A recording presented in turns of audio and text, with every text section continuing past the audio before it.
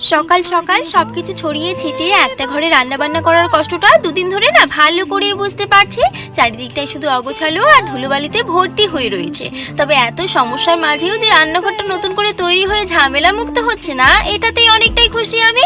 তাই কোনো রকমে ডাল আর একটা ভাজা করে খেয়ে না যতটুকু পারি পরিষ্কার পরিচ্ছন্ন করতে লেগে পড়লাম। আসলে এই কদিনই ঘরের ভেতরে এত পরিমাণে ধুলোবালি জমেছে সে কি আর বলবো। তাই ভাবলাম শুয়ে বসে না থেকে টুকটুক করে এগুলোই করে ফেলি।